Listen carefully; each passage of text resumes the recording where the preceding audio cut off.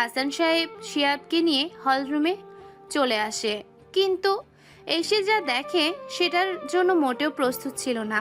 ইউআইটি টিমের সবার কম্পিউটারেই একই অবস্থা, সবকিছু কাজ করা বন্ধ করে দিয়েছে, এমনকি তাদের সব ডেটা অন্য কোথাও ট্রান্সফার হওয়া শুরু করে দিয়েছে। এটা দেখে হাসান সাহেবের অজ্ঞান হয়ে যাবার পালা। যেটা ভেবেছিল ঠিক সেটাই হলো। একটা হ্যাকার গ্রুপ সবগুলো কম্পিউটার হ্যাক করে তথ্যগুলো নিয়ে নিচ্ছে। সবার মাথায় বাজ পড়তে লাগলো। অফিসার্স, আপনারা সবাই কি করছেন? এখানে আমাদের সব কিছু হ্যাক হয়ে যাচ্ছে আর আপনারা সবাই কিছুই করতে পারছেন না। হাত গুটিয়ে সবাই বসে আছেন, দেশে তো খুব বড় সর্বনাশ হয়ে যাবে। সরি স্যার, আমাদের কিছুই করার নেই। এদের টিমটা অনেক বড়, আমাদের কাছে ভাইরাস দিয়ে কম্পিউটারগুলোর কাজ বন্ধ করে দিয়েছে। এখন আমাদের সব কিছু ওদের হাতের মধ্যে। আমাদের আর কিছু করার নাই, আমরা আমাদের সাধ্যমতো চেষ্টা করছি।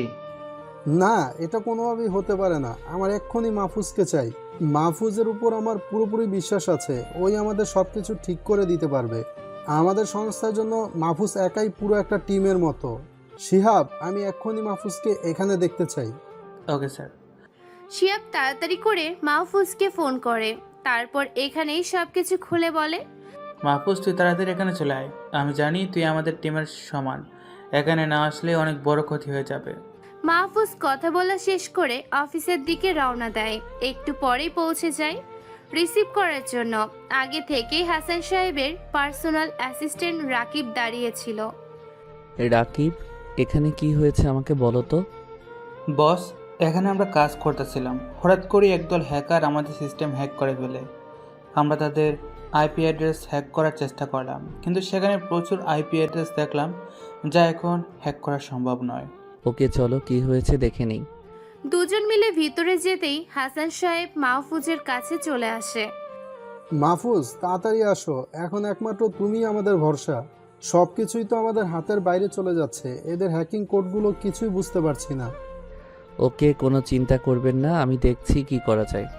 আমার ঠিক সামনের কম্পিউটারে বসে পড়লাম। হ্যাকার গ্রুপের কোডগুলো খুবই সিক্রেট, মনে হয় অনেক দিন ধরে আমাদেরকে হ্যাক করার চেষ্টা করছে। সবগুলো কম্পিউটারের দিকে চোখটা বুলিয়ে নিলাম। গ্রুপটার দুর্বল জায়গার খোঁজ করতে লাগলাম। পিছনের বড় স্ক্রিনটার দিকে তাকিয়ে ওদের কোনো একটা দুর্বল কোড খুঁজে বের করার চেষ্টা করতে থাকলাম। কিন্তু অন্যদিকে হাসান সাহেব মাহফুজের কাজ দেখে খুব বিরক্ত হলো। মাহফুজ, তুমি এটা কি শুরু করেছো?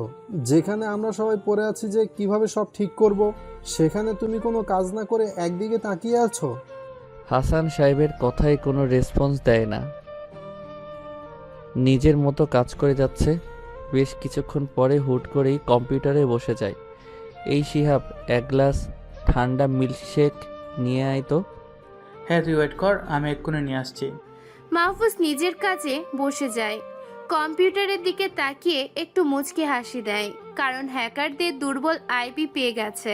মাহফুজ পকেট থেকে একটা পেন ড্রাইভ বের করে কম্পিউটারে প্লাগ ইন করে দেয়। তার আর কয়েক সেকেন্ড পরেই পুরো টিমের কম্পিউটারগুলো স্ক্রিন হঠাৎ কালো হয়ে গেল। এটা দেখে তো হাসান সাহেব তো পায়ের নিচ থেকে মাটি সরে গেল। চোখ বড় বড় করে কম্পিউটারের দিকে তাকিয়ে আছেন। তাহলে কি সব শেষ হয়ে গেল? এতদিনের পরিশ্রম সব কেড়ে নিল কোন হ্যাকার গ্রুপ এসে? মাহফুজ, আমার সব শেষ হয়ে গেল। তাহলে এখানে কি তোমাকে ঘোড়ার ঘাস কাটার জন্য নিয়ে এসেছি? জাস্ট স্টুপিড একটা, কিছু করতে পারলে না। তুমি বলে এত কিছু পারো, আজ কি দেখালে? এটা তার প্রমাণ? আমার এতদিনের পরিশ্রম এক নিমিষে সব শেষ হয়ে গেল। চুপ করে চেয়ারে বসে আছি আর মিসকি মুসকি হাসছি। হঠাৎ করেই চেয়ার থেকে উঠে দাঁড়ালাম, আর তখনই সবাই আনন্দে চিৎকার করে উঠল।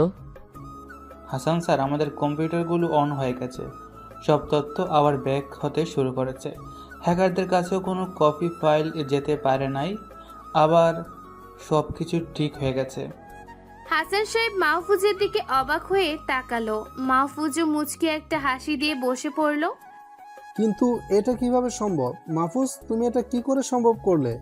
যেখানে হ্যাকাররা আমাদের সবকিছু তাদের নিজেদের আয়ত্তে নিয়ে নিয়েছিল, সেখানে সবকিছু কি করে ঠিক করলে? কেন স্যার, সব কিছু ঠিক করা খুব কঠিন কাজ? আপনার চিন্তিত হওয়ার কারণ তো আমি বুঝতেই পারছি, কিন্তু সব কিছুই যদি এত তাড়াতাড়ি করলে হয়ে যেত, তাহলে এই পৃথিবীতে সবাই সফল হয়ে যেত। দেখুন স্যার, আমি প্রথমে ওদের হ্যাকিং কোডগুলো দেখেই বুঝে গিয়েছিলাম ওদেরকে এখন হ্যাক করে ফেলা পসিবল না, কারণ এতে অনেক সময় চলে যাবে আর সাথে আমাদের তথ্যগুলো। তাই প্রথমে ওদের দুর্বল কোডগুলোর দিকে নজর দিলাম, যাতে করে সেটা ধরেই ওদের ঘায়েল করতে পারি। অবশেষে পেয়েও গেলাম। তখন পকেট থেকে একটা পেন ড্রাইভ বের করলাম, যেখানে আমার তৈরি করা একটা ভাইরাস ছিল। সো পেন ড্রাইভ প্লাগিং করতেই ভাইরাসটা তাদের কাছে চলে যায়। ওদের সিস্টেম ভাইরাসে নষ্ট হয়ে তথ্যগুলো আবার আমাদের কাছেই ব্যাক করলো। Just simple. হাসান সাহেব মাহফুজকে নিজের বুকের সাথে জড়িয়ে ধরলেন। মাহফুজ, তুমি আমাকে মাফ করে দাও। তোমাকে তখন অনেক খারাপ কথা বলেছি। আসলে মাথা কাজ করছিল না তখন। আরে না, আমি কিছু মনে করি নাই। আমি বুঝেছি আপনার অবস্থা। মাহফুজ বস, এই যে আপনার কোল্ড মিল্কশেক। আরে এটা হাসান স্যারকে দাও, আমার জন্য নিয়ে আসতে বলি নাই তো? রাকিব অবাক হয়ে, হ্যাঁ, স্যার যেভাবে রাগ করেছিলেন তাতে তো মাথায় মনে হয় আগুন জ্বলছে। কোল্ড মিল্কশেক খেলে মাথাটা ঠান্ডা হবে। মাহফুজের কথা শুনে সবাই হেসে দেয়, আর হাসান সাহেবও হাসতে হাসতে মিল্কশেকটা হাতে নেয়। হ্যাঁ, স্যার যেভাবে রাগ করেছিলেন তাতে তো মাথায় মনে হয় আগুন জ্বলছে। কোল্ড মিল্কশেক খেলে মাথাটা ঠান্ডা হবে। মাহফুজের কথা শুনে সবাই হেসে দেয়, আর হাসান সাহেবও হাসতে হাসতে মিল্কশেকটা হাতে নেয়। তো স্যার, আমার কাজ তো শেষ হয়ে গিয়েছে, আমি এবার বাসায় চলে যাব। আজকে মনে করলাম একটু বেশি করে ঘুমিয়ে নিব, কিন্তু এই ঘটনা শুনে আর শুয়ে থাকতে পারলাম না। তাছাড়া দেশের বাইরে থেকে এসে বাবা মায়ের সাথে সময় কাটাতে পারি নাই।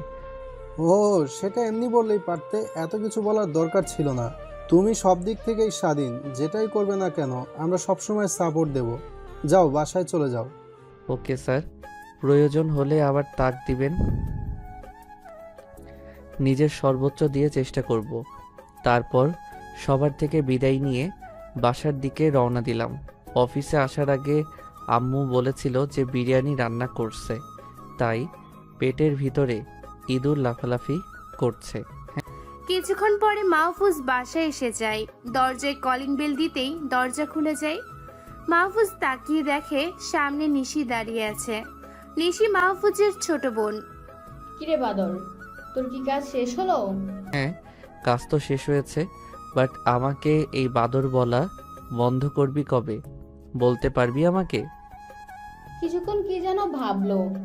হ্যাঁ ভাইয়া, বন্ধ করতে পারবো। অনেক ভেবে দেখলাম তুই মরে যাওয়ার পরে বন্ধ করব। ওরে পেতনি মায়া, তোরে আজকে খাইছি। মাহফুজ নিশিকে তাড়া করলো। নিশি অনেক দৌড়ে হাঁপিয়ে গেছে। শেষ পর্যন্ত কোনো উপায় না পেয়ে মায়ের পিছনে গিয়ে লুকালো। আম্মু, এই তোমার বাদর পোলাটারে থামাও, আমারে মারতে আসছে। আমি কিছুই কই না। হ্যাঁ হয়েছে, তুই যদি কিছু না করিস তাহলে মাহফুজ তোকে তাড়া করার কোনো প্রশ্নই আসে না। তুই নিশ্চয়ই ওকে কিছু বলেছিস। না আম্মু, তওবা তওবা, ওই বাদরটাকে আমি কিছুই বলি নাই, শুধু শুধু আমাকে তাড়া করছে। আম্মু, এই যে কেবল বান্দর পোলা বললো আমাকে, আমি কোন দিক থেকে বান্দরের মতো দেখতে তুমিই বলো। এই, তোদের যা ইচ্ছা হয় তাই কর, আমি আজকে নিশিকে রক্ষা করছি না। মাহফুজ, তুই ওকে নিয়ে যা তো। এই তো সুযোগ আজকে পাইছি। শয়তানি একটা হাসি দিয়ে নিশিকে নিয়ে সোফা রুমে চলে আসলাম। ওই পেতনি, এবার আমার থেকে তোকে কে বাঁচাবে? দেখো ভাইয়া, এখন আর মারামারি করব না। তুমি না আমার ভালো ভাইয়া, এখন এসব আর ভালো লাগছে না। তুমি কতদিন পরে আসলে, মিষ্টি কোনো কথা না বলে মারছো আমাকে। ও সরি, মানে একটু বেশিও করে ফেলছি। তো বল, তোর দিনকাল কেমন কাটছে? এতদিন ভালো কাটছিল না, বাট এখন থেকে ভালো কাটবে। তুমি না থাকলে কেমন একা একা লাগে, মন একটুও টিকতে চায় না। আমি খুব খুশি। ভাইয়া তোমার কাছে এখন একটা ছোট আবদার করব, আমার আবদারটা পূরণ করবে ভাইয়া? আচ্ছা, এখন থেকে তোর মনকে টিকিয়ে রাখবো। তোর সেই চকলেট আইসক্রিমগুলো এখন থেকে দেখতে পারবি। তো এখন খুশি তো? ভাইয়া আজকে আমাকে কলেজে নিয়ে চলো, অনেক দিন হলো তোমার সাথে যাই না। আমি পূরণ করে দিব। আচ্ছা, তুই খেয়ে রেডি হয়ে নে, আমি তোকে নিয়ে যাচ্ছি। একটু পরে নিশি রেডি হয়ে আসে। ওকে নে, কলেজের দিকে রওনা দিলাম। কলেজটা বেশি দূরে না, তাই যেতে আর দেরি হলো না। কলেজে ঢুকেই দেখি একটা বড় বিল্ডিংয়ের পাশে লোকজন জড়ো হয়ে আছে, আর সবাই উপরে তাকিয়ে হাই হতাশ করছে। আমি তাড়াতাড়ি নিশিকে নিয়ে সেখানে গেলাম। উপরের দিকে তাকাতেই কলিজার পানি শুকিয়ে গেল। একটা মেয়ে বিল্ডিংয়ের শেষ মাথায় দাঁড়িয়ে আছে। সবাই বলছে সুইসাইড করার জন্য গিয়েছে। নিশি মেয়েটাকে দেখে কেঁদে ফেলে।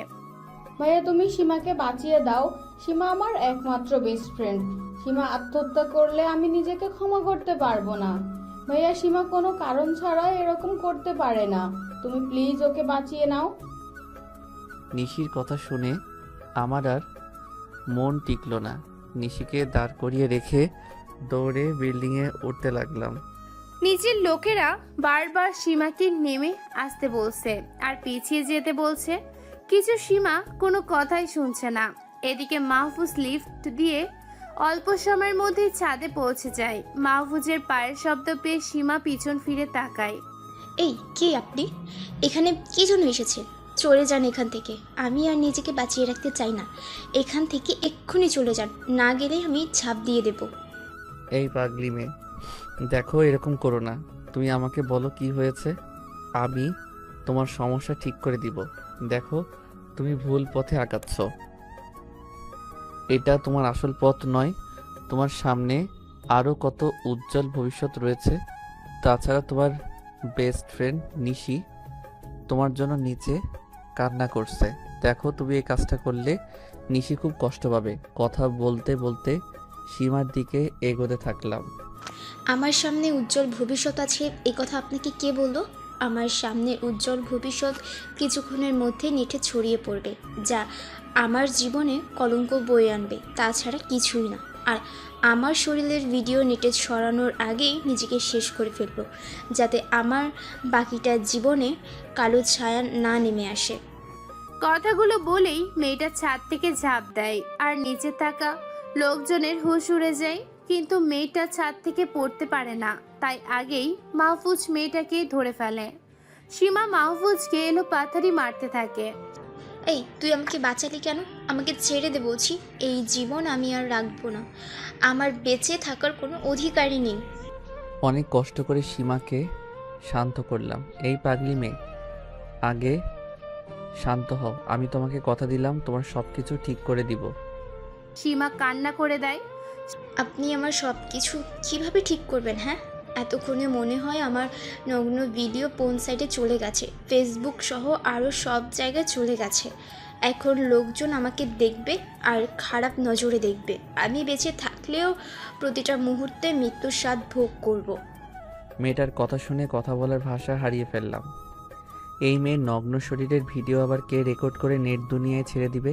কার এত বড় সাহস যে সীমার সাথে এরকম করবে? তার বেঁচে থাকার কোনো অধিকার নাই। আচ্ছা সীমা, সব কিছু আমাকে খুলে বলো, আমি তোমার জন্য সব কিছু করতে রাজি আছি। সীমা কথা বলতে পারে না। সীমা কথা বলতে যাবে, ঠিক তখনই নিশি এসে সীমাকে জড়িয়ে ধরে। তারপর হঠাৎ করে সীমাকে কষে কয়েকটা থাপ্পড় মেরে দেয়। সীমা তো কোনো কথাই বলছে না, একভাবে নিশির দিকে তাকিয়ে আছে। এই কুত্তা হারামি, তোর এত বড় সাহস কে দিয়েছে? তুই নিজের জীবনকে একেবারে তুচ্ছ মনে করবি না। ওই তোকে ছাড়া আমি কিভাবে বেঁচে থাকতাম বল? সরি রে, আমি আর এরকম করব না। সীমা নিশিকে পাশে ঠেলে বসিয়ে দেয়। মাহফুজ ভাইয়া, একবার আমার সুসাইড করার পেছনের কারণটা শুনুন। আমাদের কলেজের একটা ছেলে, যে এই কলেজের নেতা, ওর নাম তামিম। বড় বড় পার্টির সাথে ওর হাত আছে। বেশ কয়েকদিন ধরে আমার পিছু ছুটেছে আর প্রেমের প্রস্তাবও দিয়েছে, কিন্তু আমি সরাসরি না করে দিয়েছি। কিন্তু ভাইয়া, ওই তামিম থেমে থাকেনি। আমাদের প্রায় সময় খারাপ চোখে দেখতো, খারাপ কাজ করার ইঙ্গিত দিত। এইভাবে আস্তে আস্তে তামিমের প্রতি আমার ঘৃণা হয়ে যায়। একদিন অসহ্য হয়ে ওকে চড় মেরে দিই, আর সেটাই আমার জীবনে কাল হয়ে দাঁড়ায়। আজকে কলেজে আসার পর তামিম আমার সামনে এসে দাঁড়ায় আর ওর ফোনটা বের করে একটা ভিডিও প্লে করে। সেটা দেখে আমি তো প্রায় অজ্ঞান হওয়ার জোগাড়, কারণ সেটাতে আমার নগ্ন দেহের ভিডিও ছিল। আমি যখন মেয়েদের কমন রুমে গিয়ে কাপড় চেঞ্জ করছিলাম, তখন কেমন করে জানি তামিম সেটা রেকর্ড করে নেয় আর আমাকে বলেছে ভিডিওটা নেটে ছেড়ে দেবে। সীমার কথাগুলো শুনে মাথায় আগুন উঠে গেল। এই নিশি, এই তামিমটা কে রে? আমাকে এক্ষুনি দেখা। নিশি মাহফুজের দিকে তাকিয়ে ভয় পেয়ে যায়, কারণ মাহফুজের চোখ মুখ লাল হয়ে গেছে, টকপকে হয়ে গেছে। নিশি ভয়ে ভয়ে বলল, চলো ভাইয়া, তোমাকে নিয়ে যাচ্ছি। নিশি মাহফুজকে নিয়ে কলেজের ক্যাম্পাসে যায়, কিন্তু তামিমকে কোথাও দেখতে পায় না। শুধু তামিমের দলের কয়েকটা ছেলে দাঁড়িয়ে আছে। নিশি ওদেরকে দেখিয়ে দেয়। মাহফুজ দৌড়ে গিয়ে একটা ছেলের কলার চেপে ধরে। এই তামিমের চামচা, বল তামিম কোথায়? আরে তুই কে, আর আমাকে এভাবে ধরলি কেন? তুই কিন্তু জানিস না যে আমি কে। ছেলেটাকে কয়েক তরফা মায়ের বসিয়ে দিলাম, সাথে সাথে সাথে সাথে নাক ফেটে রক্ত পড়তে লাগলো। এই তামিমের চামচা, তাড়াতাড়ি বল তামিম কোথায়, না হলে এখানেই পুঁতে রেখে দিব। মাহফুজের কথা শুনে বাকিরা মারতে চলে আসে, কিন্তু মাহফুজ সবাইকে মেরে মাটিতে শুয়ে দেয়। তারপর আবার ছেলেটার কলার ধরে। এই কাহিনী দেখে কলেজের সবাই চারপাশে জড়ো হয়ে গেছে আর মাহফুজকে সাপোর্ট করছে।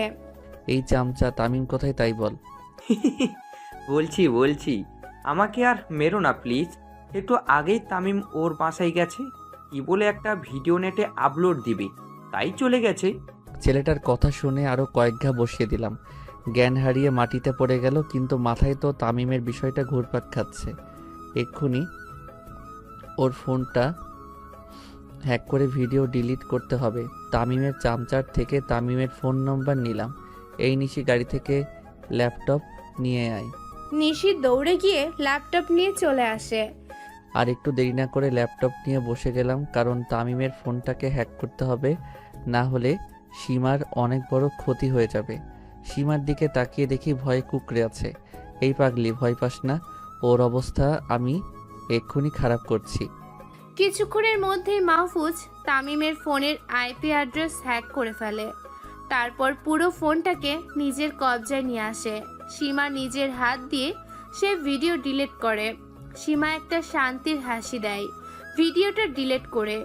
মাহফুজ তামিমের আইপির মাধ্যমে ওর লোকেশনটাও জেনে নেয়। তারপর নিশি আর সীমাকে নিয়ে সেখানে চলে যায়। মাহফুজের মাথায় আগুন জ্বলছে, তাই খুব দ্রুত তামিমের বাসায় চলে যায়। সেখানেও কিছু ছেলের সাথে একতরফা মারামারি করতে থাকে। এইসব দেখে আশেপাশে লোকজন চলে এসেছে, কিন্তু কেউ কোনো কথা বলছে না। মাহফুজ সবাইকে মেরে তামিমের ঘরে চলে যায়। তামিমের ঘরে যেতেই দেখি ফোন নিয়ে ঘাটাঘাটি করছে। মুচকে একটা হাসি দিলাম। কিরে তামিম, তোর ফোনে কাজ করছে না? সরি রে, আসলে তোর ফোনটা আমার দখলে, তাই তোকে বলতে আসলাম। আর হ্যাঁ, ওই ভিডিওটা ডিলিট করে দিয়েছি, এখন আর সীমা মেয়েটার ক্ষতি করতে পারবি না। এই কুত্তার বাচ্চা, তোর এত বড় সাহস, তুই আমার ঘরে এসে আমার কাছে পাল্টি কথা বলছিস? তোকে আজকে এখানেই জ্যান্ত কপত দিব। তামিম একটা ছুরি নিয়ে চলে আসে। মাহফুজের কাছে আসতেই কিছু বুঝে ওঠার আগেই মাটিতে পড়ে যায়। কিরে, আরো মার খাবি নাকি? বলে আরো মারলাম। তারপর চুল ধরে টেনে বাইরে নিয়ে আসলাম, সামনে থাকা লোকজনের সামনে ফেলে দিলাম। মাহফুজ এটা দেখে অনেক অবাক হয়ে যায়। হঠাৎ একজন মহিলা এগিয়ে আসে, তারপর মাহফুজের মুখে মায়ের স্নেহ ঢেলে দেয়। জানো বাবা, তোমার আজকের এই কাজে আমরা খুব খুশি হয়েছি। এই শয়তান আমার মেয়েকে প্রেমের প্রস্তাব দিয়েছিল, কিন্তু মেয়েটা গ্রহণ না করায় নগ্ন ভিডিও নিয়ে নেটে ছেড়ে দেয়, যার কারণে আমার মেয়েটা আত্মহত্যা করে। বলেই খুব কান্না করতে থাকে। মাহফুজ মহিলাটিকে শান্ত করে। আন্টি, আমি যতক্ষণ এই এলাকায় আছি একটা ক্রাইমও হতে দিব না। আর কোনো মেয়ের নগ্ন ভিডিও পোস্ট হবে না, সবাই নিশ্চিন্তে থাকুন। নিশিদের কলেজে নামিয়ে দিয়ে তামিমকে নিয়ে অফিসে চলে গেলাম, তারপর পুলিশের হাতে দিয়ে দিলাম। হাসান সাহেব দূর থেকে মাহফুজকে দেখতে পেয়ে এগিয়ে আসেন। কি মাহফুজ, হঠাৎ এখন অফিসে চলে আসলে যে, কোনো সমস্যা হয়েছে কি? হ্যাঁ স্যার, দেশে আজকাল মেয়েদের আত্মহত্যার পরিমাণ বেড়ে যাচ্ছে। তার সূক্ষ্ম একটা কারণ হলো কিছু মেয়ে বখাটে ছেলেদের প্রেমের প্রস্তাব রিজেক্ট করে দেওয়া, আর যার পরেই মেয়েরা আত্মহত্যার দিকে ঝুঁকে যাচ্ছে। তোমার কথাটা ঠিক বুঝলাম না, একটু ক্লিয়ার করো তো। স্যার, কিছু বখাটে ছেলে আছে যারা মেয়েদের প্রেমের প্রস্তাব দেয়, কিন্তু মেয়েগুলো তাদের পাত্তা দেয় না। এক পর্যায়ে ছেলেগুলো মেয়েদের গোপন ভিডিও করে নেটে, পর্নো সাইটগুলোতে সমাজে ছড়িয়ে দেয়, যার কারণে মেয়েরা আত্মহত্যা করছে। স্যার, এগুলো আমাদেরকে পদক্ষেপ নিয়ে ঠিক করতে হবে। ওকে, তুমি কাজ করো, আমি তোমার সব দিক থেকেই সাহায্য করব। স্যারের কথা শুনে অনেক খুশি হলাম। আজকে থেকেই পর্নো ওয়েবসাইটগুলো হ্যাক করে বিলীন করে দিব, যাতে 18+ ভিডিওর জন্য কারো জীবন নষ্ট না হয়। ওকে, তুমি কাজ করো, আমি তোমার সব দিক থেকেই সাহায্য করব। স্যারের কথা শুনে অনেক খুশি হলাম। আজকে থেকেই পর্নো ওয়েবসাইটগুলো হ্যাক করে বিলীন করে দিব, যাতে 18+ ভিডিওর জন্য কারো জীবন নষ্ট না হয়। আর কিছুক্ষণ অফিসে থেকে বাসায় চলে গেলাম। এদের সাথে মারপিট করার পর বেশ ক্লান্ত লাগছে, তাই বাড়িতে এসেই ঘুমিয়ে পড়লাম। বিকালের দিকে ঘুম থেকে উঠে ফ্রেশ হয়ে নিলাম, তারপর বাইরে থেকে একটু ঘুরে আসলাম। সন্ধ্যার পরে বাসায় এসে হালকা কিছু নাস্তা করে নিলাম। এখন প্রথমে একটা কাজ হলো নাসিমকে কল দিতে হবে।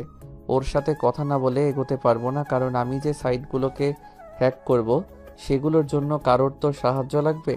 কারণ নাসিম হলো আমার পরে হ্যাকার জগতে বাস করে। নাসিম এখন নেটে অ্যাক্টিভ আছে, তাই আর দেরি না করে নাসিমকে ফোন করলাম। হ্যালো ভাইয়া, কেমন আছেন আপনি? এই তো নাসিম, আমি খুব ভালো আছি, তোমার কি অবস্থা? ভাই, এই তো দিন চলে যাচ্ছে। তো এতদিন পরে হঠাৎ আমাকে ফোন করলেন যে, কোনো জরুরি বিষয় আছে নাকি? হ্যাঁ নাসিম, একটা জরুরি বিষয় আছে। আমাদের কিছু 18+ সাইট হ্যাক করতে হবে, না হলে আমাদের যুব সমাজ ধ্বংস হয়ে যাবে। এই তো আজকেও একটা মেয়েকে বাঁচিয়ে নিলাম। মেয়েটার ভিডিও একটা ছেলে 18+ সাইটে আপলোড করতে যাচ্ছিল, তখন আমি তার ফোনকে হ্যাক করে ভিডিওটা ডিলিট করলাম। ভাই, আপনি একদম ঠিক কথা বলেছেন। আজকাল এইসব জিনিসের কারণে মেয়েদের সংকীর্ণ অবস্থা, তাদের জীবন হুমকির মুখে পড়ছে। কিছু বখাটে ছেলেরা মেয়েদেরকে উত্ত্যক্ত করে খারাপ কাজের ইঙ্গিত দেয়, তারপর মেয়েরা রাজি না হলে তাদের গোপন ভিডিও আপলোড করে দেয়। এই জন্য বেশ কিছুদিন ধরে মেয়েদের আত্মহত্যার প্রবণতাও বেড়ে গেছে। সো আজকে থেকে আমি প্ল্যান করেছি যে ওই পর্নো সাইটগুলো হ্যাক করব, যাতে করে কেউ আর পর্নো সাইটে ঢুকে অকাজ করতে না পারে, আবার পর্নের প্রতি আসক্ত না হয়। তাই তোমার সাথে গ্রুপ আর সাইটগুলোকে হ্যাক করব। তুমি রাজি তো আমার সাথে কাজটা করতে? আরে ভাই, এটা আবার বলা লাগে নাকি? আমি আপনার সাথে কাজ করলে নিজেকে ধন্য মনে করি। যেহেতু আপনি নিজেই আমাকে কাজের জন্য বলেছেন, আমি কি আর না করতে পারি নাকি? গুড বয়, এই জন্যই তোমাকে আমার ভালো লাগে। আচ্ছা, তাহলে আমরা এখন থেকেই একটা সাইট হ্যাক করতে লাগবো। আমি যে ছেলেটার ফোন হ্যাক করেছিলাম সেখান থেকে একটা সাইট পেয়েছি, আজকে সেটাই হ্যাক করব। নাসিম মাহফুজের কথায় সম্মতি জানায়। তারপর দুজন মিলে হ্যাক করতে লেগে যায়। বেশ কিছুক্ষণ পর দুজন মিলে সাইটটা হ্যাক করতে সক্ষম হয়। তারপর মাহফুজ সবগুলো ভিডিও ডিলিট করে দেয়। ভাইয়া, আজকে অনেক ভালো লাগছে।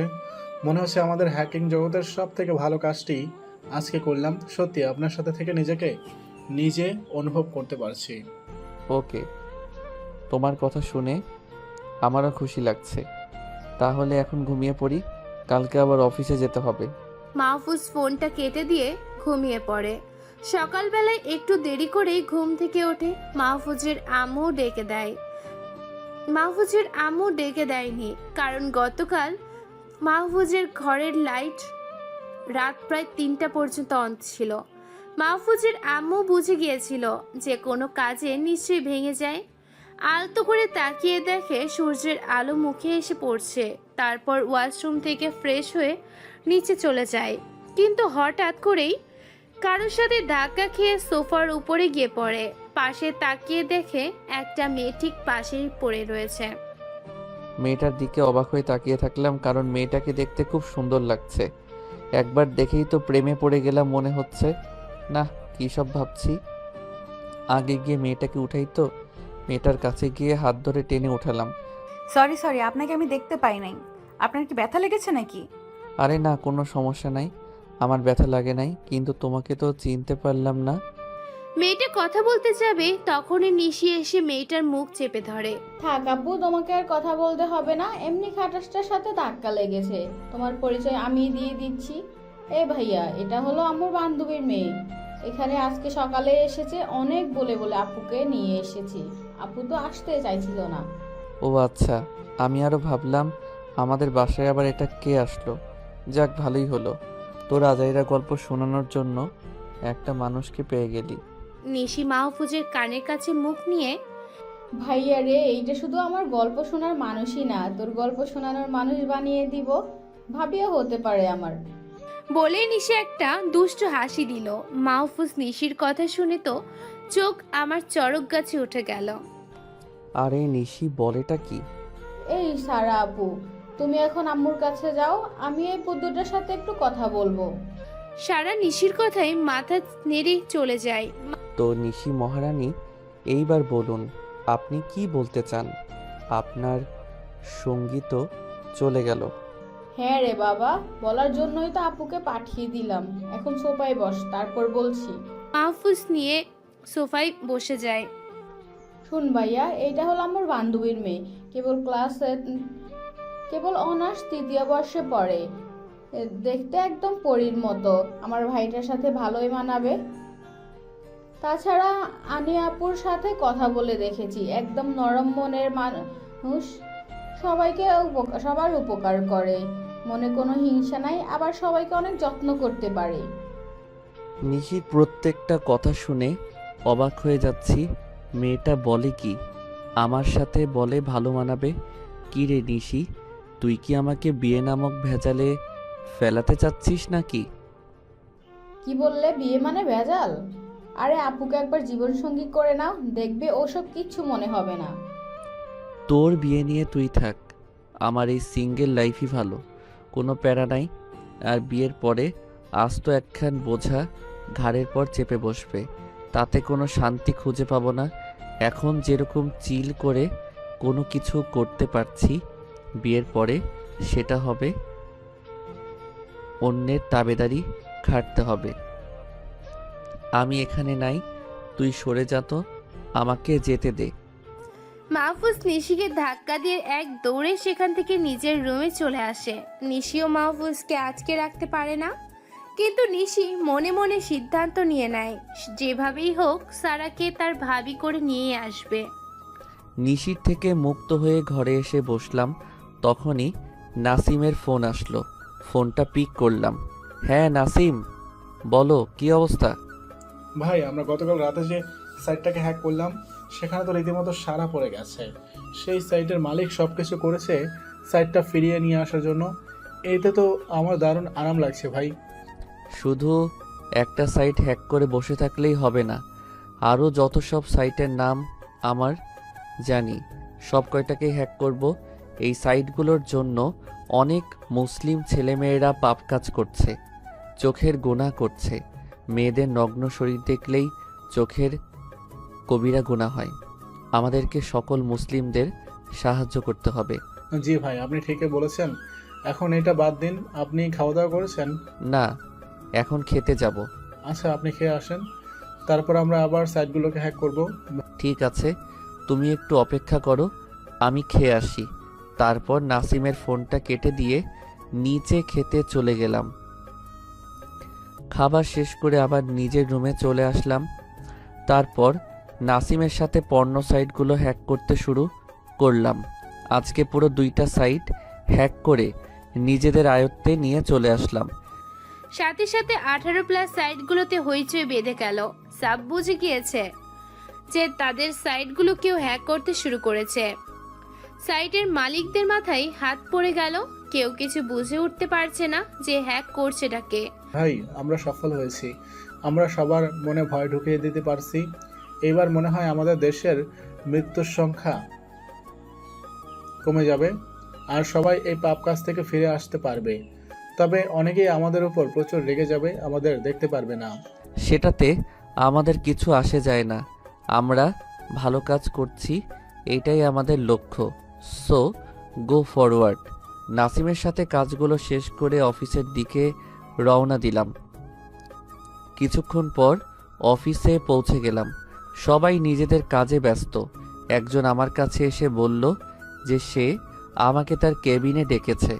সেখান থেকে সোজা স্যারের রুমে গেলাম। হ্যাঁ মাহফুজ, এসো, তোমার সাথে অনেক দরকারি কথা আছে, এখানে বসো। জি স্যার, বলুন কি কথা? মাহফুজ, তুমি আমাদের সংস্থার সব থেকে ভালো হ্যাকার। হ্যাকিং ছাড়াও অন্য সব কাজে তোমার দক্ষতা অসাধারণ। তাই তোমাকে আমরা আমেরিকা পাঠাতে চাই, যাতে করে সেখানে থাকা হ্যাকিং গ্রুপ এইচকে সংস্থার সাথে ভালো যোগাযোগ করতে পারো। এই সংস্থার সাহায্য আমাদের অনেক প্রয়োজন। তারা সহজে কাউকে সাহায্য করতে চায় না, কিন্তু আমি জানি তুমি তাদেরকে ম্যানেজ করে নিতে পারবে। এইচকে মানে হ্যাকিং কিং সংস্থা, যাদের কাছে বিশ্বের প্রায় প্রতিটি দেশ মাথা নত করে আছে। সে তো একটা ভয়ঙ্কর হ্যাকার সংস্থা। তাহলে আপনার প্ল্যানটা কি? আমার প্ল্যানটা অনেক বেশি বড়। আমাদের দেশের সাথে বাইরের কিছু দেশ পাঙ্গা লড়ছে। সবাই আমাদের দেশের সাইবার সিকিউরিটির উপর আক্রমণ চালাচ্ছে, আমাদের হিমশিম খাইয়ে ছাড়ছে। তাই আমি চাইছি হ্যাকার কিং সংস্থার কিছু লোক আমাদের দেশে আসুক আর আমাদের সাথে প্রোটেকশনের কাজ করুক। স্যার, এইবার আপনার কথা আর প্ল্যান দুইটাই বুঝতে পারছি। হ্যাঁ, আমি আমেরিকায় যাব। দেশের জন্য যা যা করতে হবে সেটা আমার জীবন দিয়ে হলেও করব। আমি কবে যাচ্ছি স্যার? মাহবুব, তুমি পরশু রাতের ফ্লাইটে চলে যাবে। আমি সমস্ত কিছুর ব্যবস্থা করে দেব। কিন্তু সাবধান, এইচকে গ্রুপের সিকিউরিটি কিন্তু খুব কড়া। তোমাকে অনেক সাবধান হয়ে যেতে হবে। স্যার, সেটা আমার উপরে ছেড়ে দেন। ওদেরকে কেমন করে মানিয়ে নিতে হয় সেটা খুব ভালো করেই জানি। আপনি ওসব নিয়ে একদম চিন্তা করবেন না। তো মাহফুজ, তোমাদের ওয়েবসাইট হ্যাকিংয়ের কাজ কেমন চলছে? স্যারের কথা শুনে অবাক হয়ে গেলাম। স্যার জানলো কি করে যে আমরা হ্যাকিং করছি? স্যার, আপনি কি করে জানলেন যে আমরা হ্যাকিং করছি? এটা তো শুধু আমার আর নাসিমের মধ্যেই চলছে। মাহফুজ, তুমি ভুলে যেও না যে আমি তোমার স্যার। তোমার সব কর্মকাণ্ডের দিকে আমি নজর রাখি। তবে হ্যাঁ, যে কাজটা করছো সেটা অনেক ভালো, তবে একটু সতর্ক থেকো, কারণ ওই সাইটগুলোর অ্যাডমিট তোমাদের ক্ষতি করার চেষ্টা করবে। স্যার, কোনো সমস্যা নেই। আমরা সেরকম কোনো নর্মাল হ্যাকার নই যে খুঁজে বের করে ফেলবে। আমাদের টিকিটাও ছুঁতে পারবে না। আচ্ছা, তাহলে আমি এখন বাসায় যাই। আমাকে তো প্রস্তুত হতে হবে। ওকে মাহফুজ, তুমি যেতে পারো। নিজের শরীরের খেয়াল রেখো। স্যারকে বিদায় দিয়ে বাসার দিকে রওনা দিলাম। পথে কয়েকটা আইসক্রিম কিনে নিলাম। নিশির আবার আইসক্রিম খুব পছন্দ, হয়তো সারাও পছন্দ করবে। সবাই মিলে মজা করে খাওয়া যাবে। একটু পরে বাসায় পৌঁছে কলিং বেল বাজালাম। সারা এসে দরজা খুলে দিল। ও, আপনি চলে এসেছেন? বাইরে দাঁড়িয়ে না থেকে ভেতরে চলে আসুন। ভিতরে গিয়ে সারার দিকে তাকালাম। আচ্ছা সারা, নিশি কোথায় আছে? ও, নিশিতে একটু ছাদে গিয়েছে। পরে বলে ঘরে ভালো লাগছে না, তাই ছাদে গিয়েছে। আচ্ছা ঠিক আছে, আমিও ছাদে যাচ্ছি। আর সারা, তুমিও ছাদে চলে এসো, কাজ আছে তোমাদের সাথে। আচ্ছা ঠিক আছে, আপনি যান, আমি আসছি। আস্তে করে ছাদে চলে গেলাম। নিশি ম্যাডাম দেখি ছাদের রেলিং ধরে দাঁড়িয়ে আছে। পিছন দিকে গিয়ে ওকে উঁচু করে ঘোরাতে লাগলাম। নিশি চমকে উঠল। এ ভাই, আমি পড়ে যাব তো, আমাকে নামিয়ে দে প্লিজ। আমার অনেক ভয় করছে, পড়ে যাব তো। ও বাবা, কয়েকদিন আগেও যে এমন করলে খুশি হতো, আজকে তার এত ভয় কই থেকে আসলো? নাকি কোনো কিছু নিয়ে ভয় পেয়ে আছিস? সত্যি বলতো আমাকে। আরে ভাইয়া, তোমার হঠাৎ করে কি হয় বলো তো? আমার কিছু হয়নি, আর কোনো কিছু নিয়ে ভয় পেয়ে নাই আমি। হঠাৎ করে পিছন থেকে এসে জড়িয়ে ধরলে তো, তাই অনেক ভয় পেয়েছি। ও আচ্ছা ঠিক আছে। নিশিকে নামিয়ে দিলাম আর তখনই সারা ছাদে আসলো। পকেট থেকে দুজনের জন্য আইসক্রিম বের করে দিলাম। দুজনে তো অনেক খুশি আইসক্রিম দেখে। একদম ঠিক ধরেছিলাম, সারাও আইসক্রিমের পাগল। আপনাকে অনেক ধন্যবাদ। এই চকলেট আইসক্রিম আমার অনেক পছন্দের। হ্যাঁ, সবই তো বুঝলাম, কিন্তু তোমাকে এখনো ঠিকমতো জানতে পারি নাই। আর আমার বাসায় কেউ থাকবে কিন্তু তার সম্পর্কে কিছুই জানবো না, এটা আমার একটু পছন্দ না। ও আচ্ছা ঠিক আছে আমি ঠিক আছে, আমার সম্পর্কে বলছি আমি। আপনি তো অলরেডি জানেনই যে আমি আপনার আম্মুর বান্ধবীর মেয়ে। আপনি যখন দেশের বাইরে ছিলেন তখন আপনার পরিবার আমাদের বাসায় ঘুরতে যায়, আর তখন থেকেই সবার সাথে আমার খুব ভালো সম্পর্ক, বিশেষ করে নিশের সাথে। আর আমি এবার অনার্স 3য় বর্ষে পড়ালেখা করছি। হ্যাঁ, এবার তোমার সম্পর্কে মোটামুটি জেনে নিলাম। এই নিশি, আমি তো পরশু আমেরিকার উদ্দেশ্যে রওনা দিব। আমার জন্য ভালো কিছু রান্না করবি, যাতে দেশে না আসা পর্যন্ত খাবারের স্বাদ মুখে লেগে থাকে। ভাইয়া তুই আবার দেশের বাইরে চলে যাবি? তাহলে তো আমি আবার একা হয়ে যাব। সারা আপু একদিন এইদিকে আমাকে মাতিয়ে রাখতে পারবে, কিন্তু তুই না থাকলে বাড়িটা ফাঁকা ফাঁকা লাগে। আচ্ছা তুই এবার কোন কাজে যাবি? আমেরিকার একটা হ্যাকার গ্রুপে সাথে মিটিং করতে যাব। হ্যাকিং নিয়ে কাজ করতে হবে। আপনি হ্যাকিং নিয়ে কাজ করবেন? মানে আপনি হ্যাকার? ও মাই গড, আমি তো বিশ্বাসই করতে পারছি না। আচ্ছা আপনি কি এইচকে গ্রুপে যাচ্ছেন নাকি, যাদের কাছে বিশ্বের প্রায় প্রতিটি দেশ মাথা নত করে আছে? হ্যাঁ, আমি সেখানেই যাচ্ছি, কিন্তু তুমি সেটা কি করে বুঝতে পারলে? আমেরিকার হ্যাকিং গ্রুপকে আমি খুব ভালো করেই চিনি। আচ্ছা আপনি হ্যাকার সেটা আগে বলেননি কেন আমাকে? তোমাকে বলবো কেমন করে তাই বলো? তুমি আমাদের বাসায় মাত্র কয়টা দিন আসছো। যাই হোক, আমি আমেরিকা চলে যাচ্ছি। আমার বোনের দিকে একটু খেয়াল রেখো, ও আবার একা থাকতে পছন্দ করে না। না, এটা নিয়ে আপনাকে কোনো চিন্তা করতে হবে না। আমি নিশিকে আমার সাথে নিয়ে রাখবো। আপনি নিশ্চিন্তে যেতে পারেন। এই যে সারা, তুমি আমাকে আপনি করে আর বইলো না, তুমি করেই বলবে এখন থেকে। আচ্ছা ঠিক আছে। নিশি, তোরা দুজন মিলে গল্প কর, আমি আমার রুমে চলে গেলাম। আমার সমস্ত কিছু গুছিয়ে নিতে হবে। ওদের থেকে বিদায় নিয়ে রুমে চলে আসলাম। তারপর ল্যাপটপ অন করে নাসিমের সাথে 18+ সাইটগুলো হ্যাক করতে লাগলাম। আজকেও 3টা সাইট হ্যাক করে ফেলছি।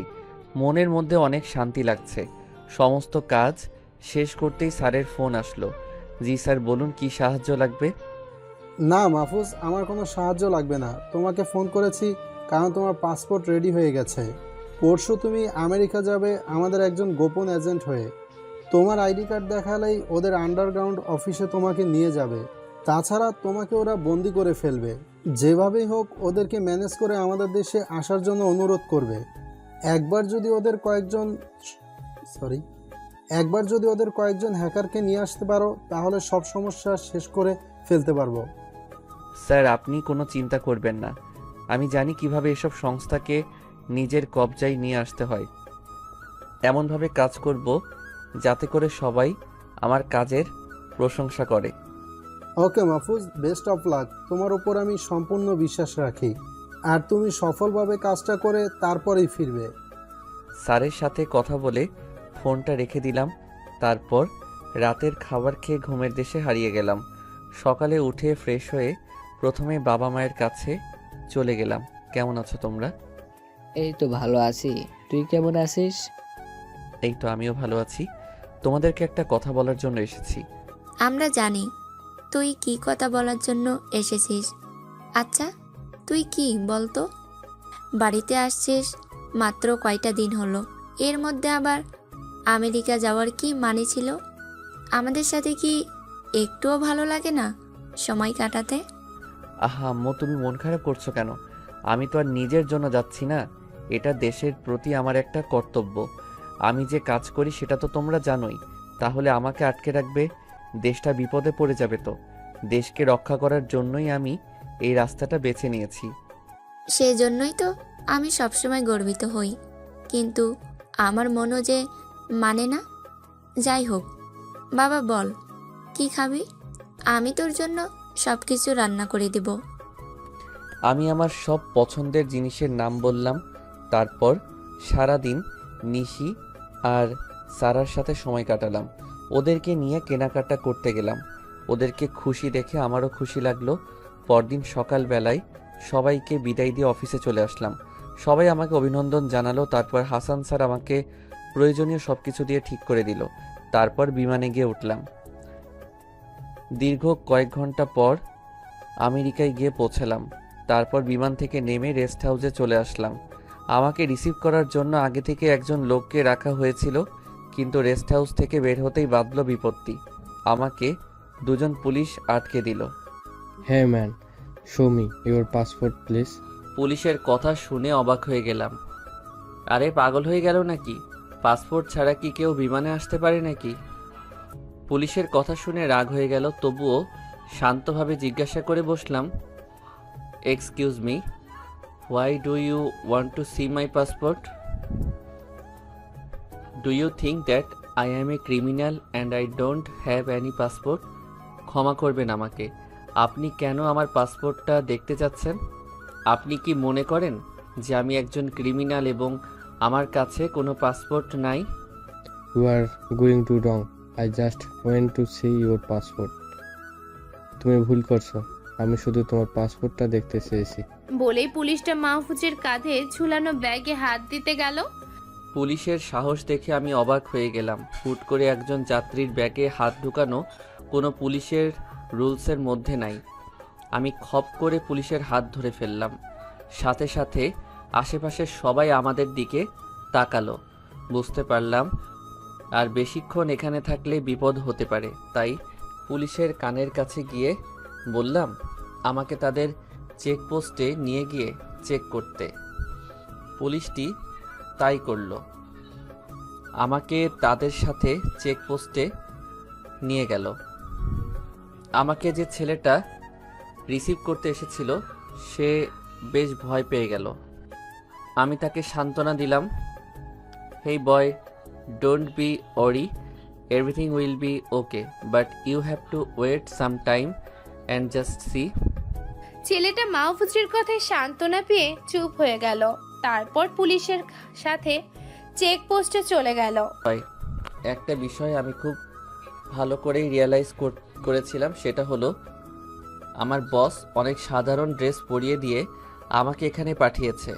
পুলিশ মেবি এটা দেখেই আমাকে সন্দেহ করেছে। তাদের চেকপোস্টে যাওয়ার পর পুলিশের হেডকে খবর দিল। 2 মিনিটের মধ্যে হেড আমার সামনে চলে আসলো। আমি মুচকি হেসে আমার পকেট থেকে আমার আইডি কার্ডটা বের করে দিলাম। হেড এটা দেখেই চোখ বড় বড় করে ফেলল। I am really sorry man, you have a genius person. তারপর হেড আমার সম্পর্কে সব কিছু খুলে বলল। কি ভাবছেন আমার সম্পর্কে সব কিছুই বলে দিয়েছে? আরে না, তারা তো জানেই না যে আমি কোথায় কোন কাজের জন্য যাচ্ছি। শুধু আমি একজন হ্যাকার আর একটা গুরুত্বপূর্ণ প্রজেক্ট নিয়ে এসেছি, শুধু সেটাই বলেছে। তারপর সবাই আমার কাছে ক্ষমা চাইল আর আমার জন্য স্পেশালভাবে যাওয়ার ব্যবস্থা করে দিল। ওদের থেকে বের হয়ে আমার খুব ভালো লাগছে। একটু পরেই এইচকে হ্যাকার গ্রুপের অফিসে পৌঁছে গেলাম, কিন্তু বাইরে থেকে কোনো সাজসজ্জাই দেখতে পেলাম না। সাধারণ মানুষ এটাকে সাধারণ অফিস ভাববে বাইরে থেকে দেখলে, কিন্তু এর মূল কাজ চলে আন্ডারগ্রাউন্ডে। আমি ছেলেটার সাথে ভিতরে চলে গেলাম, কিন্তু সিকিউরিটি গার্ড থামিয়ে দিল। কিন্তু ছেলেটা কিছু ইশারা দিতেই গার্ড ছেড়ে দিল। তারপর আমাকে নিয়ে তাদের মূল কার্যালয়ে চলে গেল। সেখানে যেতেই অবাক হয়ে গেলাম। এত বড় প্রজেক্ট চোখের সামনে আসতেই শরীরে একটা ঝটকা খেলাম। তারপর আমার আইডি কার্ড দেখে সবাই বুঝে গেল আর আমাকে অতিথি হিসেবে আপ্যায়ন করলো। তাদের সাথে বেশ কিছুক্ষণ থাকার পরে হাসান সাহেবের দেওয়া একটা চিঠি দিলাম তাদের কাছে। তখনই সবাই আমাদের উদ্দেশ্য বুঝলো। অফিসার কিছুক্ষণ চুপ করে থাকলেন কথাটা শুনে, তারপর যা বললেন সেটা শুনে চোখ কপালে উঠে গেল।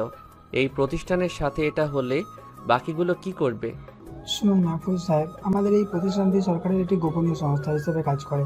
আর হ্যাঁ, বিশ্বের কাছে এটিকে সর্বোচ্চকে ভয়ঙ্কর হিসেবে গড়ে তুলেছি। আমরা কাউকে ভয় পাই না, কিন্তু আমাদেরকেও দেখলাম একটা হ্যাকার ভয় পায় না।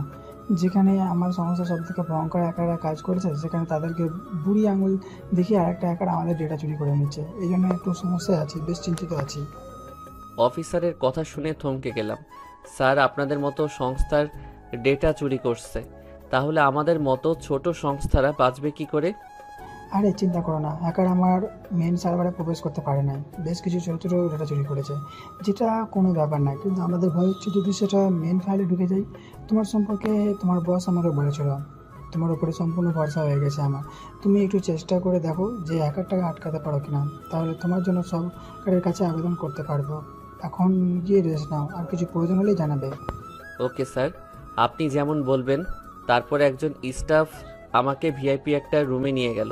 সেখানে সব কিছুরই ব্যবস্থা ছিল। আমি ভেবেছিলাম যে একটা ল্যাপটপের কথা বলবো, কিন্তু সেটার আর প্রয়োজন হলো না, কারণ ল্যাপটপ আর কম্পিউটার দুইটাই ছিল। ফ্রেশ হয়ে এসে কিছু খেয়ে নিলাম, তারপর বাড়িতে ফোন করলাম। নিশি অনলাইনেই বসেছিল, ফোন করার সাথে সাথে রিসিভ করলো। কী রে পাগলি, কেমন আছিস? এই তো ভাইয়া, তোমায় ছাড়া যেমন থাকি আর কি।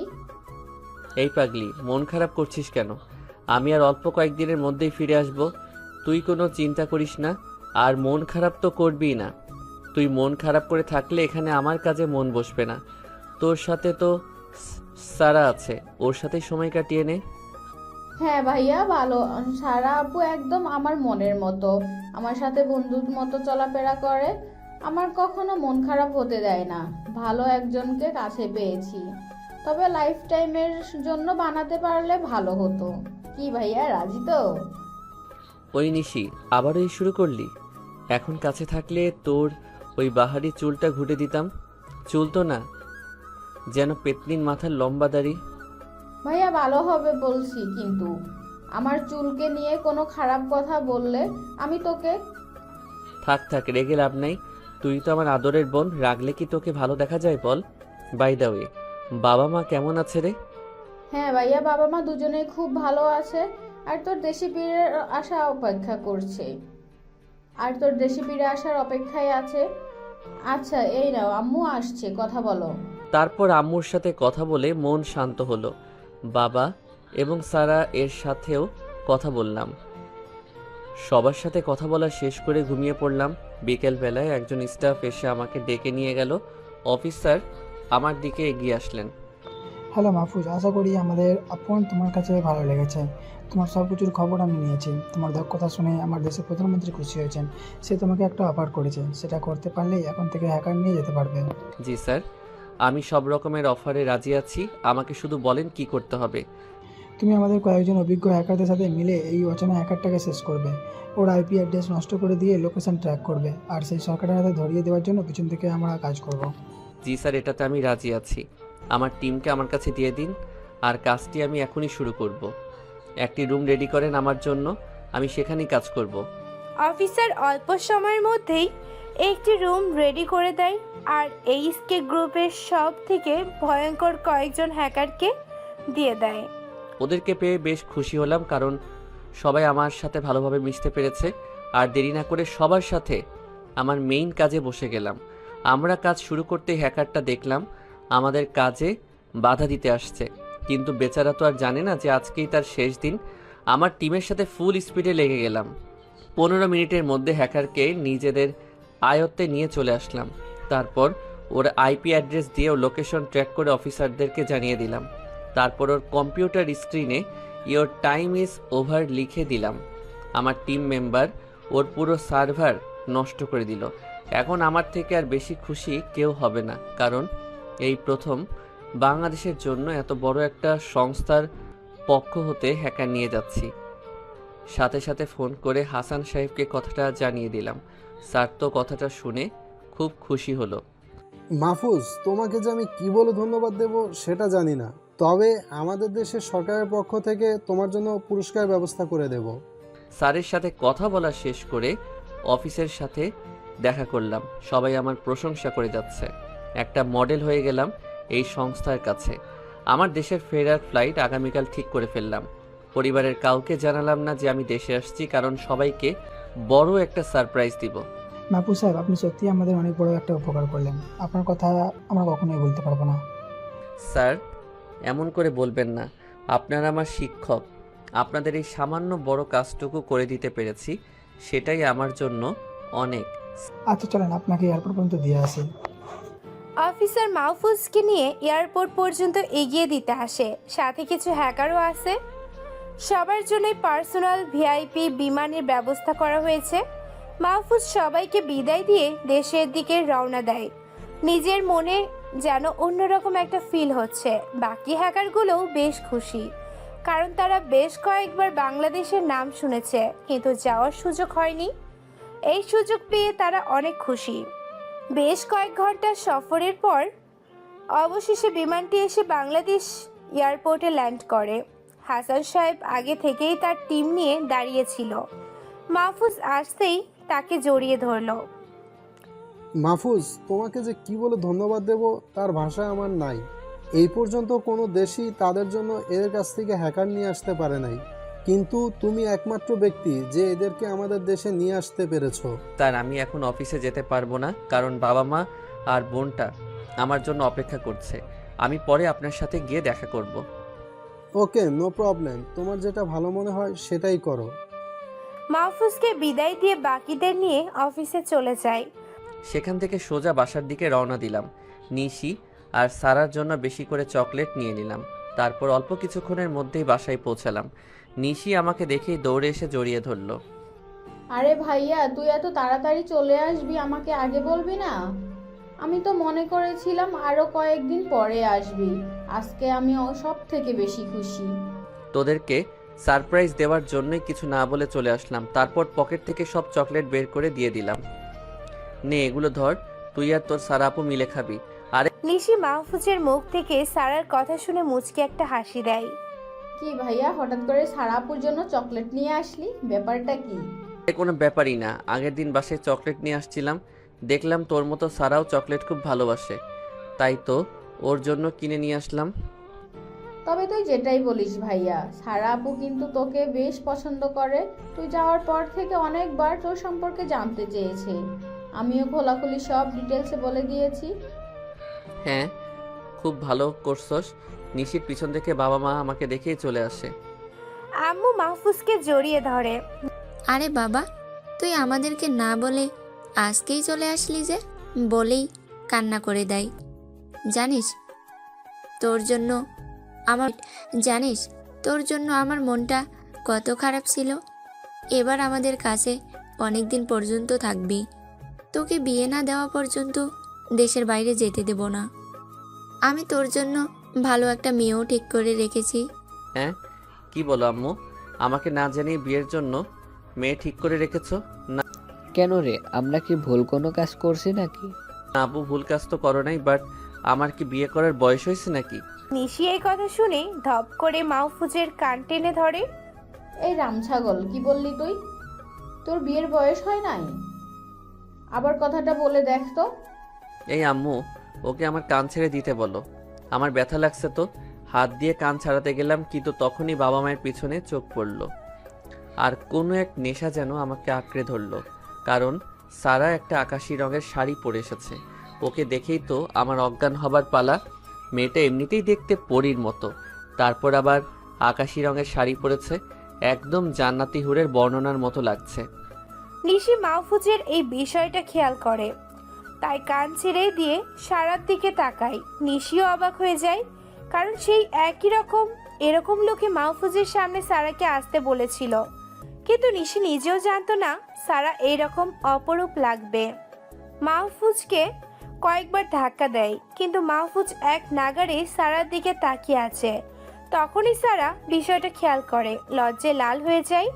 নিশিও পরিস্থিতি শান্ত করতে একটু জোরে কাশি দেয়। এতে মাহফুজ হঠাৎ করে চমকে ওঠে, যেটা দেখে হঠাৎ করে সবাই হেসে দেয়। মাহফুজও বেশ লজ্জা পায়। নিশি মাহফুজের কানের কাছে এসে ফিসফিস করে বলে, ভাইয়া, সারা আপুকে আমরা ভাবি বানাবো, এটাই সবার ভেবে রাখছি। নিশির কথা শুনে লজ্জায় নিজের রুমে চলে গেলাম। এখন সবার সামনে যেতে বেশ লজ্জা লাগছে। কি করে বসলাম এইটা? যাক, এটা কোনো ব্যাপার না। তারপর ফ্রেশ হয়ে একটা ঘুম দিলাম। এদিকে হাসান সাহেব হ্যাকারদের নিয়ে একটা টিম গঠন করে। ইতিমধ্যেই সবাই নিজের কাজ শুরু করে দিয়েছে। বাংলাদেশের সার্ভারে হার্ড একটা কোডিং দেয়াল তৈরি করছে, যেটার কোড ভেঙে বড় বড় সব হ্যাকাররাও হাঁপিয়ে যাবে, কিন্তু হ্যাক করতে পারবে না। এই টিমের মেইন বস বানিয়ে দেয় মাহফুজকে। যত হ্যাকার গ্রুপ হাসান সাহেবদের ইউআইডি গ্রুপের শত্রু ছিল, তাদের সবাইকে আস্তে আস্তে শেষ করে দিচ্ছে। ইতিমধ্যে পুরো দেশে এটা ভাইরাল হয়ে গেছে। ইউআইডি সংস্থার নাম সবার মুখে মুখে। মাহফুজকে হাসান সাহেব এসব কিছু আগেই জানিয়ে দিয়েছিল। ঘুম থেকে উঠে দেখি ল্যাপটপে নোটিফিকেশন আসছে। সেটা চেক করতেই তো চোখ কপালে। নাসিমকে হাসান সাহেব আমাদের মেইন টিমে নিয়ে নিয়েছে। মাহফুজ ভাইয়া, আমি বিশ্বাস করতে পারছি না যে তোমার সংস্থায় আমাকে নিয়ে নিবে। সত্যি হাসান স্যার খুব ভালো একটা মানুষ। তোকে নিয়েছে দেখে আমিও অনেক খুশি রে। আসলে হাসান সাহেব যোগ্যতা দেখে নাই, মনে করিস না যে আমার সাথে কাজ করিস বলে নিয়েছে। হাসান সাহেব একদিন তোর ব্যাপারে আমাকে জিজ্ঞাসা করেছিল, তারপর থেকে মনে হয় তোর উপরে নজর রেখেছে। তোর কাজ দেখে খুশি হয়ে তোকে সংস্থায় নিয়েছে। আমার জন্য দোয়া করবেন ভাই, আমি আপনাদের সব ধরনের সহযোগিতা করতে চাই। আর আপনাকে কংগ্রাচুলেশন HK সংস্থার থেকে হ্যাকার নিয়ে আসার জন্য। সত্যি দেশের জন্য অনেক বড় একটা কাজ করলেন। ওভাবে বলিস না রে ভাই, এ তো আমার দায়িত্বের মধ্যে পড়ে। আচ্ছা তুই আগামীকাল অফিসে চলে আয়, একসাথে কথা বলবো। নাসিমের সাথে কথা বলা শেষ করলাম, তারপর ফ্রেশ হয়ে নিচে চলে গেলাম। রাত অনেক খুশির মধ্যে দিয়ে চলে গেল। সকালে ঘুম থেকে উঠে ফ্রেশ হয়ে নিলাম, তখনই আমার রুমে সারা চলে আসলো, হাতে ভাতের প্লেট। এই যে আপনার জন্য খাবার নিয়ে আসলাম, আপনি তো অফিসের জন্য দেরি করে ফেলছেন। হঠাৎ করে আজকে খাবার নিয়ে চলে আসলে যে, ব্যাপারটা কি বলো তো? সারা একটু লজ্জা নিয়ে, ব্যাপার আবার কি হবে? প্রত্যেক দিন আপনাকে দেখি যে সময়ের মধ্যে অফিসে চলে যান, কিন্তু আজকে যাচ্ছেন না, তাই খাবার নিয়ে চলে আসলাম। যাক ভালোই হলো, আমাকে আর নিচে যাওয়া লাগলো না। এবার খাবারগুলো দাও তো আমাকে। সারা মাহফুজকে খাবারগুলো দিয়ে চলে গেল। মাহফুজ আর কি না ভেবে খাবার শেষ করে অফিসে চলে গেল। হাসান সাহেব মাহফুজকে দেখে অনেক খুশি হলেন। মাহফুজ, তোমাকে স্বাগতম। তুমি অফিসে আসলে মনে হয় যে আজকের দিনটা আমার অনেক ভালো কাটবে। ধন্যবাদ স্যার, কিন্তু স্যার আপনি নাসিমকে আমাদের গ্রুপে নিয়েছেন শুনে অনেক ভালো লাগলো। সত্যি স্যার, নাসিমের মতো এমন ছেলে পাওয়া যায় না। হ্যাঁ, সেজন্যই ওর সমস্ত কিছু খোঁজ নিলাম, আর খুব ভালো খবর পেলাম নাসিমের ব্যাপারে। তাই ওকে আমাদের কাছে নিয়ে নিলাম। আর হ্যাঁ, তোমার সাথে কাজ করার জন্য ওকে তোমার সহকারী হিসাবে রেখেছি। স্যার সেটা তো খুব ভালো কথা। আচ্ছা, নাসিম আসলে আমার রুমে চলে যেতে বলবেন, আমি আমাদের অতিথিদের সাথে দেখা করে আসি। ঠিক আছে, যাও। নাসিমকে বলা আছে তোমার কাছে যাওয়ার জন্য। বাকি হ্যাকারদের কাছে চলে গেলাম, ওদের সাথে হালকা কিছু নাস্তা করার জন্য রিকোয়েস্ট করলো। কিছুক্ষণ গল্প করার পর ওদের সাথে বেশ ভালো বন্ধুত্ব হয়ে গেল। একটু পরেই নাসিম আমাদের সাথে এসে যোগ দিল। সবাইকে আমাদের প্ল্যানের কাজ সুন্দরভাবে বুঝিয়ে দিলাম, তারপর সবাই নিজেদের কাজে লেগে পড়ল।